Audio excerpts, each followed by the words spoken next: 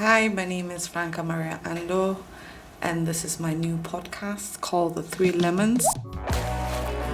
The Three Lemons is about creatives who take things that are normally plain and boring and make them into exciting, beautiful things that people can enjoy.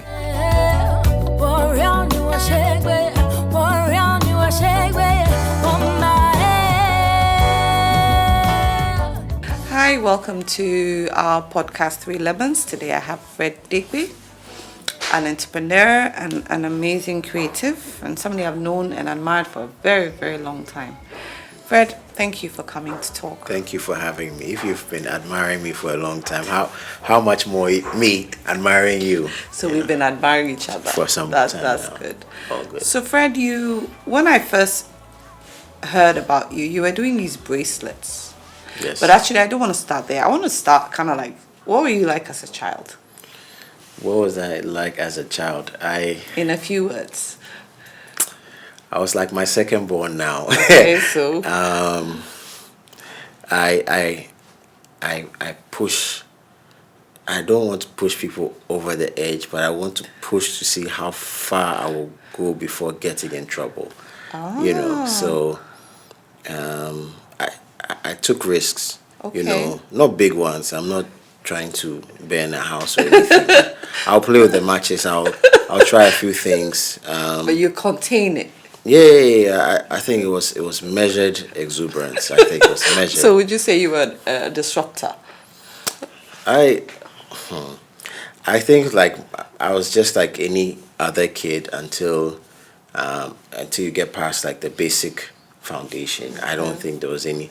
I think if I was not motivated or interested in it, you won't get anything out of me. I think I was one of those. I'm not one of those you scream at to get something. I have to be into it. If I'm not into it, to get it. Yeah. So I think, and it affected me in school because I remember when I got to uni, the first 2 years I wasn't really paying attention. Now I woke up and I was in the third year and I said, hey, third year, fourth year, see a job. Hey, sit up.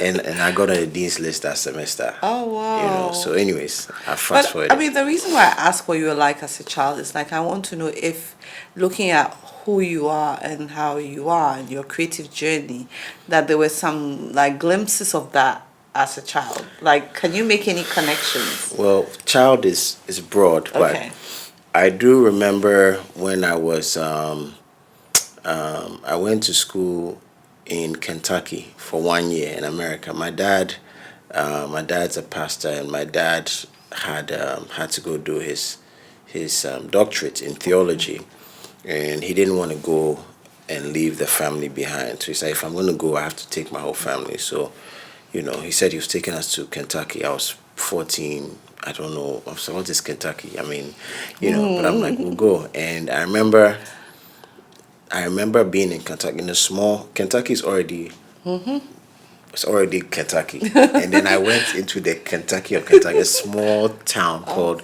Wilmore. It was very small.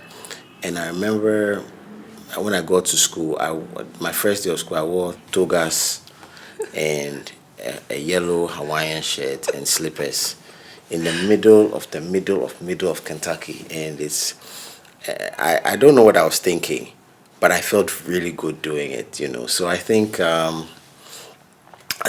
that's my first recollection of kind of going against the grain in a way. Yeah. I felt really good about it. I feel good about it, I don't take any pride from doing what everybody else is doing, and so I think that's my first memory of I think we're going kindred against spirits the grain. in that. Yeah. I wanted to find. I know when you finished school, you worked for a bank for a while. How did that go? It didn't go, but I'll tell you about it anyway. So I went to Ashesi, actually the second batch of Ashesi graduates. Okay. I went to, when I got done with high school here, I was not ready for university. Outside, I just didn't have I didn't know what to do. So I'm like, if I don't know what to do, I'm definitely not going outside to go and study. Because if you don't know what you're going to do, you're going to America, then anything can happen. So my dad discovered some school in a newspaper called Ashesi. Said, try it out. Okay. Said, I'll try it out, I mean, if I don't like it after a year or 6 months, I'll go. And so tried it out. It was okay. I mean, it was okay. Like for me, it's school. So when we started off, I remember my classmates or the people I was in school saying the school was very hard. There was a lot of work. It was too much work. And I'm thinking we're in school, so I don't expect anything otherwise, Then again, I was not performing so well at school, so my word didn't really count. Like, oh, they won't come. Like, if I said school is it's not difficult, they're like, well, you don't study, so it won't be difficult. But anyways, so I ended up in Ashesi, and when I was getting down with Ashesi, like I told you, the first 2 years I was asleep. So then my third and fourth year, I started waking up. And the fourth year, I'm like, oh no, I'm going to work in a bank. Like I know everybody said, why? Oh no, I'm like, I don't want to work in a bank. And then a guy came up to us in my final semester. He was wearing some T-shirt with some design, something that looked like what Nana had worn on one of your earlier podcasts. And I'd never seen anything like that in Ghana. And I know that in America, that shirt that the guy was wearing here, that kind of design, they would maybe go for like $80. This is like 18, 17 years ago, and $80 for a T-shirt. And I'm like, so I wonder how many people are like this guy in Ghana. How many people have this kind of talent in Ghana? I'm like, okay, I think I know what I want to do. And in 2006, I spoke to a couple of friends about it.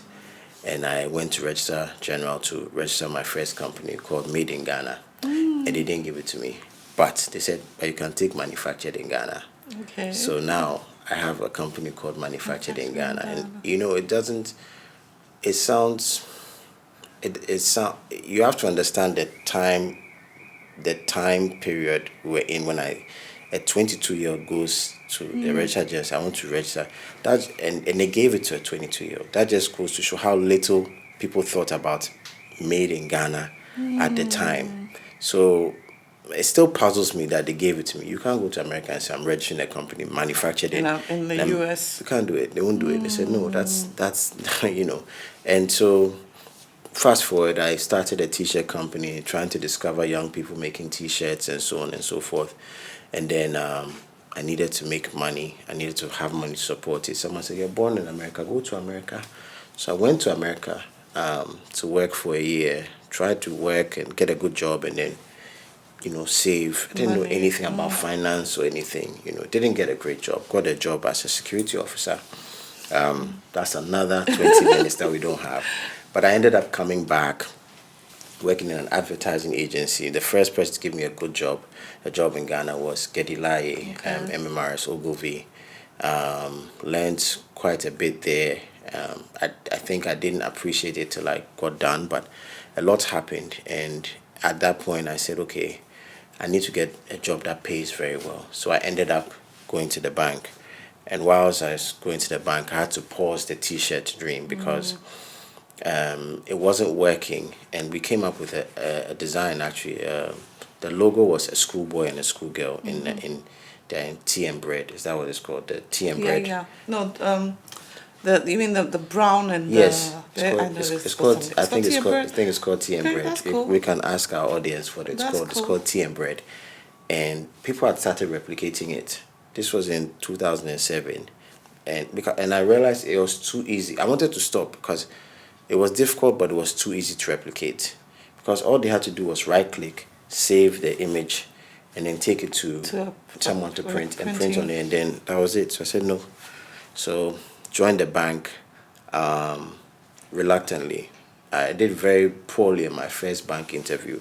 I even told the people in the interview, in the panel, like I never thought I would work in a bank during the interview. There's a lot that young people can learn from me, like what not to do. I told the panel, like there were like 50 people coming for the interview. I was fast forwarded to the first person to be interviewed, and I tell them. So I didn't get another opportunity to get an interview for about 4 months. So during the 4 months, I thought about what I said. I went in to my next bank interview. I was very ready. You were perfect. Very ready. And even then, I still didn't know much about banking, but I knew not to tell them I did not want to work in a bank. So anyway, when I started the bank, that's how this whole thing began, because I was never into shoes. And so I had a suit, shirt, tie, and then I had to wear shoes. So I went to look under my dad's bed, got one of his shoes. My dad's a pastor, so plenty pastor shoes, plenty, any color, you can imagine. And I remember I took one to And why work. did you go like this? Were they shaped like that? Oh, there was a couple of them, but there was this one that I wore to work that they said, hey, this shoe, if John Mensah gets this shoe, they'll never score Ghana again. And that's what infuriated me. So that's what led me to go and buy a shoe in Osu. There was a shop called Pierre Cardin, and they had these French, Italian shoes, whatever.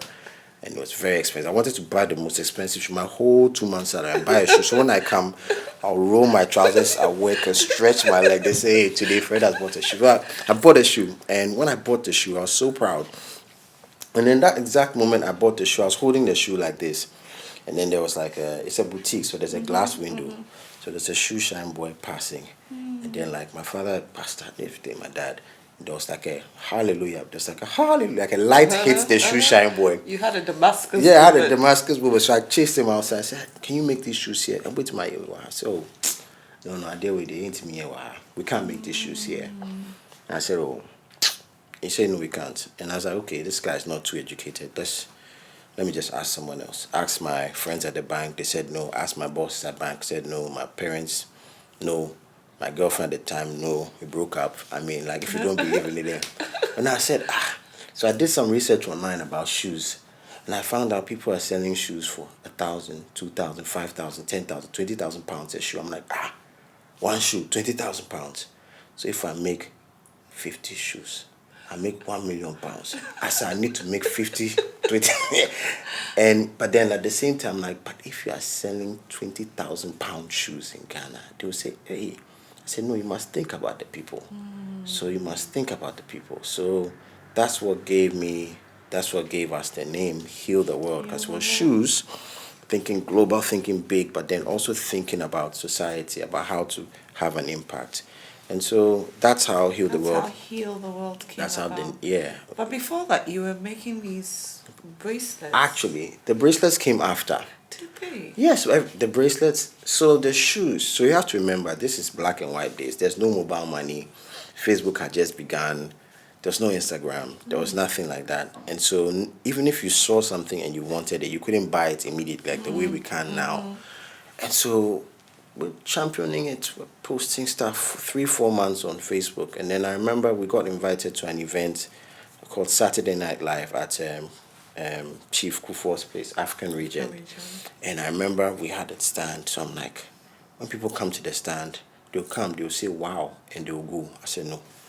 So I said, they need to leave with something. So I'm thinking T-shirts, it's too tacky.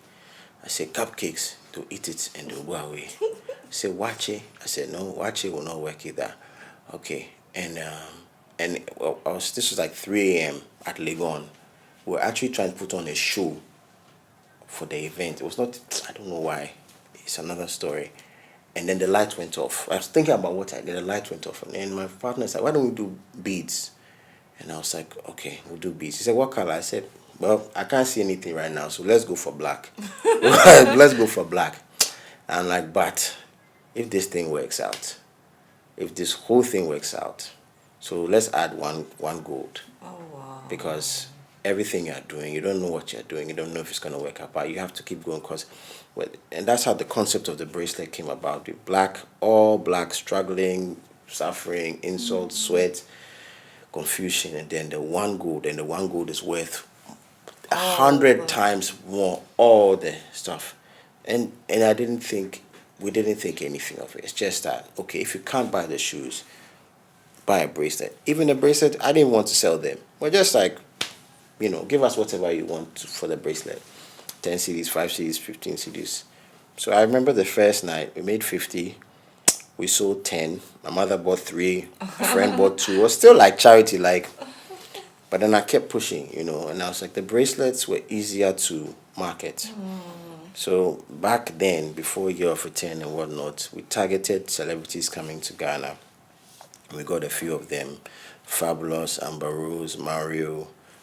This generation might not get it, but in my day, those were the cool guys. They were And the guys. the guys, and we got them. And the interesting thing about when I say we got them is they actually bought into what we're doing. Because I remember Fabulous was the first guy who, like, big celebrity, and it took me 4 days to hunt this man down in Accra and find it. Because the social media wasn't like now, like I'm here, I'm there. No, hunt this man down. Went to wait for him at the nightclub, who they dressed. I mean, anyway, so I finally met Fabulous, and I remember when I met him, he had come down the stairs, come down the elevator, and when the elevator opened, it was a Holiday Inn, and people it's like people heard he was on it, and you just hear things breaking and confusion.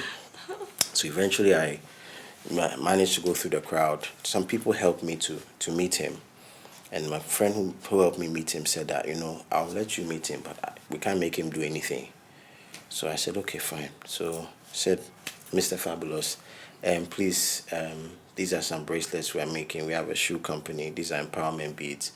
We want you to have one because everyone here is all over you. You're a big celebrity, but you're the only one who knows how hard you've worked to get here. He said, okay, so where is it? I gave him one. He was wearing all black. He wore it. He put it on like this. He's like, yo, this is hot though. I can't swear on the platform. So he said, this beep is hot though. Like, it's really nice. He's like, give me 2. So when everybody around saw the guy wanted more than 1, so he took 2. And then the people who actually paid for him to come to Ghana, who didn't think anything of me, also, they had 1, but then they were upset that they didn't have more than 1 because they are the ones who paid for him to come. So the thing started becoming a thing. And then people kept buying it. And I remember I was working at the bank the whole time. I remember someone drove 2 hours from Cape Coast or something to come and buy the beads, and it was raining. And I sat in his car for like 1 hour, and I was just talking to him about it. And everybody, I think the first 50 people who bought the beads, I spent no less than 1 hour with them talking about it. And anyway, fast forward 6-7 months later, my partners and I are like, what do we post? And then we realized we have like 100-200 people, pictures of them wearing the beads. Like, okay, let's just post one a day. And the one a day, we just kept posting. And when we post, people send us pictures. And so it became a thing. And people would call like, oh, my bracelet, I've worn it out. I want to come and restring it. I'm like, buy another one. I said, no, there's power in this one. And like, it is, if I go to work and I'm not wearing my bracelet, I feel naked. So you have to bring it to me. And like, people will tell me they've bought for their staff. And if their staff show up to work without the bracelet, they have to go home for the bracelet.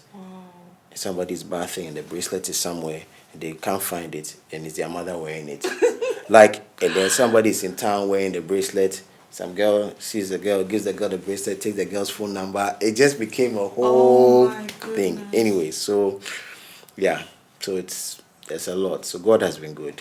God has been very good. Fred, you're also quite deep, and I mean, I always say that whatever we do, there has to be like an intention and a meaning, because that intention becomes the end result, and your intention in your struggle to be successful.